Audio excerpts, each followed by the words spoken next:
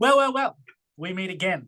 It is another day and another drag queen gone home, but two in one episode since we were denied our elimination last week. Joining me at the tail end of this week's episode is this week's eliminated queen, how we want to say that. And we're very, very, very sad to see her go. It is the one and only Ivanna Drink. Hello, darling. Oh, you look so happy for someone so sad. What a journey and what an end to your time on the show. It was interesting, I think, that I got that sense that you really struggled as we got sort of further into the end of the third episode. Were you feeling a gradual struggle the whole time, or was it really sinking in that last episode? I think the first two episodes were interesting. I would say first week, obviously. Second week, a bit scrutinized, not necessarily fairly. And that kind of really impacted my confidence, I would say. And then the third week, it was just like, oh, I think a lot of the thoughts that went through my head were, why am I here? Why am I unable to give them what they want? Like, what's wrong with me? In this situation where, like, yeah, what's wrong with me in this situation, and how do I get through this? Because I think already now a lot of people have commented, wow, you are so energetic. And this is really who I am. And so I found it again, just FYI for everyone who was concerned about me. She got it back. I got it back. Was there something that was said or any conversations were had that really just kind of started making you question yourself? No, I think it was just a mixture of a lot of different things. When you're filming Drag Race, it's a very pressure cooker situation, and that's really all your life is for the entire time that you're filming. So everything is always it's hyper focused on. And I guess for me, like, coming into this competition, I knew who I was. I knew my energy levels. I knew I was a good drag queen. I knew a lot of different things about myself. And for it to be questioned, I think it really did throw a spanner in my cogs. Like, I was like, these aren't comments I've heard before. I've never been told I'm lacking energy. I've never been told that I'm not giving things. I've never been told a lot of the things that they said to me. So it really did impact me in a way that even now I still don't really understand why and how, because people say shitty things about me all the time on the internet. But and it was also a combination of, like, knowing I'm here, I'm representing, like, the Drink Wig'lit family, and like, she did very well on her first season. And then I guess we both did pretty shit on the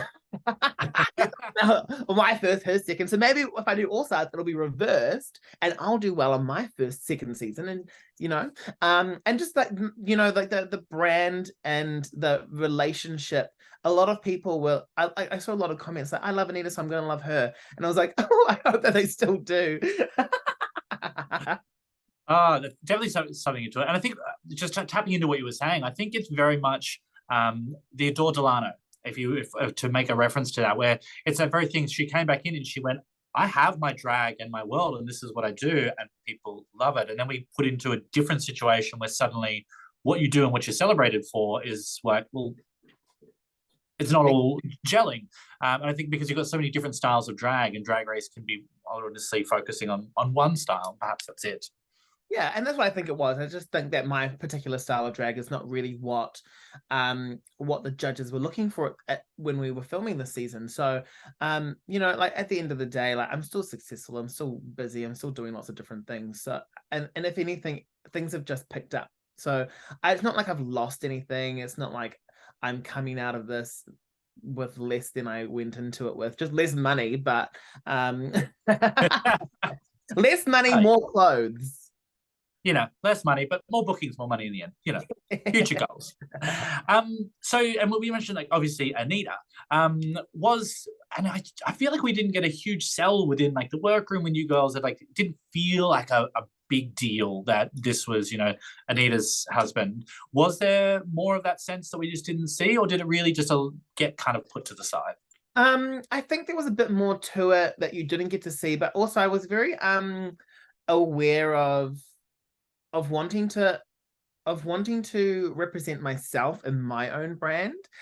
So a lot of the times they would ask me about Anita, I would deflect it to somebody else. Just because, you know, I'm not ashamed of my marriage. I'm not ashamed. I don't want to talk about it. It's just that that's not only who I am, you know? It's like, you find it a lot like with celebrities, like the women are always, you're married to George Clooney, blah, blah, blah, blah. And it's like, but they're not married to Amal Clooney, you know, they're not attached to someone. And I felt that that was something that I really didn't want to happen. And I don't want to be lumped into Anita Wiglit's husband. I wanted to be Ivanna Drink, who is married to Anita Wig'lit, because you don't see people going, oh, Anita Wig'lit's married to Ivanna Drink. Like, that's not something that people say. So I didn't want them to say that about me in the reverse, you know?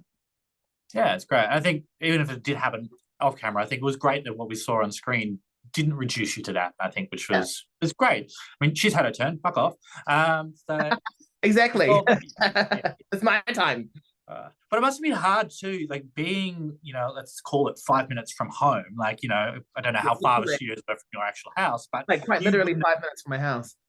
You wouldn't have been allowed to go and see her and contact her during filming. You were still in isolation. No, yeah, I was still in isolation. It's quite funny because where the studios are, it's like it's our local like center. So there could have been a potential that because our pet shop is around the corner, there could have been a potential that like she was picking up dog food and I would have seen her in the car. I remember once we were in the car because we weren't allowed to go on set at that particular moment, so we drove around the block and we almost drove past my house. And I was like, I was like, oh, it would be nice to drive past it and show the girls where I live. But also, what if like she's outside or the dogs are out there? And I think it would really make me really sad. So we didn't end up doing it, thank goodness. But yeah, it was that close. Like it was really weird. Wow, that would be so hard.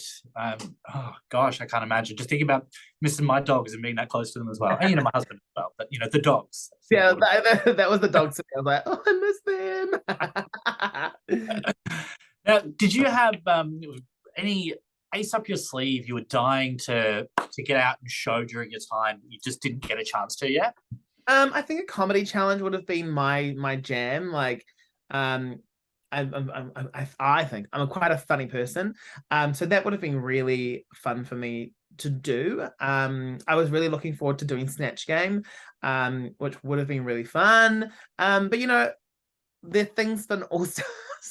I'm pushing it. Of course, All Stars. Yeah. You know, was it Spain or Italy got All Stars after 3 seasons? We've had 3 seasons. Exactly. Fingers crossed. Yeah. So tell me, give me the hot tea. Who were you gonna be for Snatch Game? I'm not saying because I want my favorite thing to find out. See, now everyone's gonna be like, put her on, because you want to see. Oh, I will say I prepared very, very much for it. Oh, you're breaking my heart. Breaking my heart. It's the one thing. I'll give you the alternate if you want. Yeah, okay, give me your alternate. My alternate was Nigella Lawson.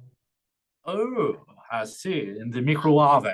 The microwave, and then the sexual puns with all the food. That one wasn't as well prepared. So thankfully they were going to let me. That was your backup. Okay. All right. Cool. At least I got one. You made my day now. All right. Beautiful. Now, we were chatting about it before, but how do you feel about that final lip sync? Because I love a close lip sync, and I feel like you and Rita fucking pulled it out of the bag when you got to the end there and just laid it all out. How did you feel when you got to the end of that? Do you know, I don't remember much about it, to be honest. It was all a blur to me. I remember at the end feeling I was out of breath at the end of it. Like I was so puffed. And I mean, it was hard. I remember it was hard to move because of that latex suit that I was wearing. I know, right? But, you know, I think it was close. The vibe in the studio and also amongst the cast was a close one. Yeah. Some people had preferences, some people did not. You know, that was the feedback I got. So yeah, I'm excited to see it. It'll be nice. Sorry. Because I've already seen it. It's nice to have seen it and kind of relived that moment. Yeah, absolutely. And like, as I said, it was tight. I really, really think that could have gone either way. And it kind of sucks that you didn't get to go up against somebody who wasn't doing well. I know. Why couldn't it have been someone's really bad days? You could just wipe the floor with them. Had to be so tough. But at the end of the day, you're here. And we have no idea what the future may hold. We didn't get a return last season. Maybe we'll this season. Who knows? Anything can happen. You never know. Yes. All right. Well, before we wrap up, can you tell me, is there anything important, anything fabulous? Are you touring? Are you writing a book? Are you doing a solo show? Anything we need to know about in the near future to look out for you? Well, I'm on my way to Europe in 2 weeks. So I'm nice. 3.5, which is really exciting. What's in the oh my gosh, you put me on a pressure. I'm doing Drag Expo. I'll be in Melbourne for Drag Expo over the weekend. So if you haven't already, come and see me. There is merch to buy. I've got an online shop now. Ivanna Drink.co.nz. I've written a comedy show. So it's not a one-woman, it is a one-woman show because it's just me, but I've written a comedy show. It touches base on like my upbringing in West Auckland and like an Indian family, and the little anecdotes that go with that, and basically emotional manipulation from your parents, in a humorous way. What else? And honestly, I'm just gonna be touring. I'm gonna be going around all over the place. So just keep an eye on my social media. You'll be able to see where I am and when I'm doing it. So yeah, just follow me. Beautiful. Follow Ivanna Drink down the bottom there. We'll put up the links for you to see, and you can follow her in all of her glory. Well, it has been my absolute pleasure chatting to you. I can't wait to see what the future holds for you, and hopefully we'll see you at the grand finale.